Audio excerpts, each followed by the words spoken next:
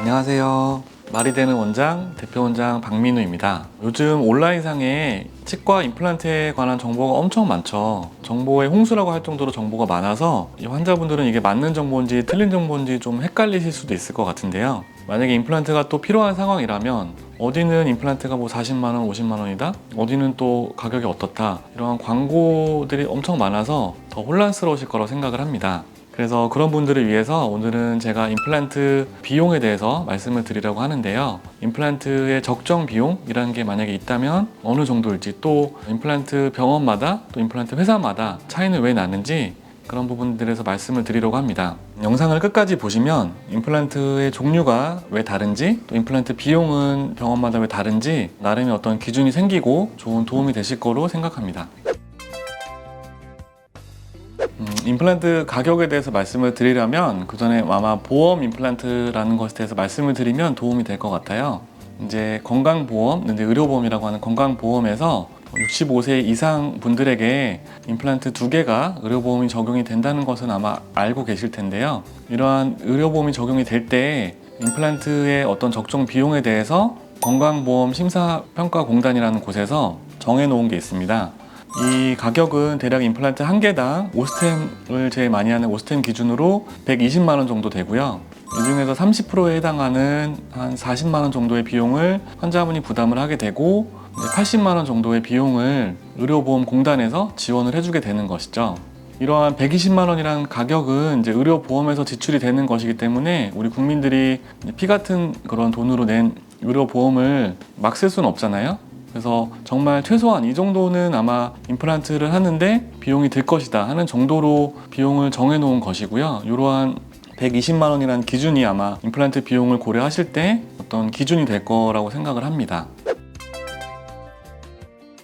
건강보험이 적용되지 않는 경우에는 이제 임플란트 비용은 사실 치과마다 또 병원마다 다르게 받을 수 있고 또 달라질 수 있는데요. 여기에 이제 관여하는 요소는 여러 가지가 있습니다. 환자분들이 가장 익숙한 것은 사실 재료비일 것이고, 임플란트는 이제 회사도 여러 군데고 또 국산이냐 이제 외산, 수입산이냐에 따라서 종류가 많이 있기 때문에 이런 종류에 따른 차이가 물론 있을 수 있고요.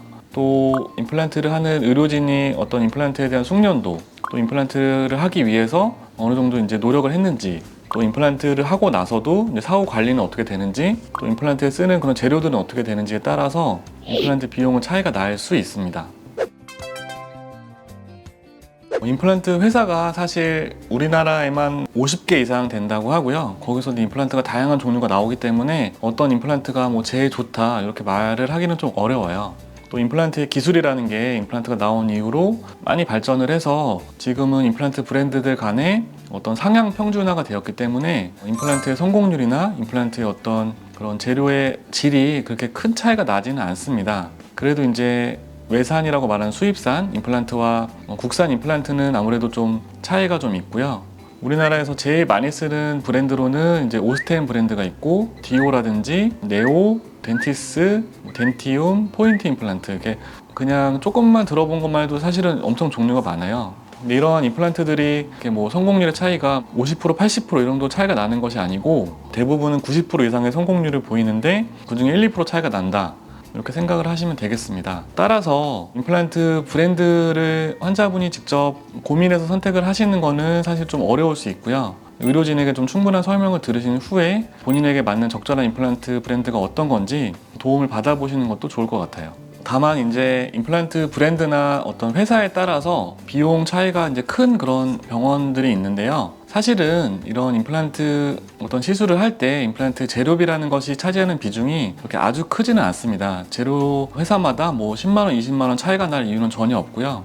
오히려 이제 의료진의 어떤 경력이나 의료진의 어떤 임플란트 치료에 대한 능숙함 정도가 차이가 더 클 수가 있는데, 이렇게 임플란트 브랜드들마다 비용 차이를 너무 많이 두는 그런 곳은 사실 그렇게 저렴한 임플란트 비용으로 광고를 해서 더 이제 윗단계 임플란트를 하게 하는 그런 약간 어떤 상업적인 요소가 좀 있는 병원일 수 있으니까 그런 병원은 사실 조금 더 주의해서 치료를 고려하시는 게 좋겠습니다. 예를 들어서 저희 환자분이 다른 이제 큰 그런 강남에 광고를 많이 하는 치과에서 임플란트 비용을 보고 오셨는데, 그리고 저한테 보여주셨어요. 근데 저 비용이 이제 제일 낮은 단계의 임플란트는 뭐 저는 처음 보는 그런 어떤 브랜드의 임플란트였고, 그런 것과 이제 우리가 흔히 많이 쓰는 오스템 임플란트 비용 차이가 거의 2배가 나는 거예요. 그래서 재료 차이가 그렇게까지 나진 않거든요. 이거는 이제 낮은 가격으로 환자분들을 우선은 치과에 오게 하고 그 다음에 좀 이제 윗단계 임플란트를 결국에는 더 많은 비용을 지불하게 해서 하려는 그런 어떤 뭐 마케팅적인 기술일 수 있겠지만 환자분께는 조금 안타까운 그런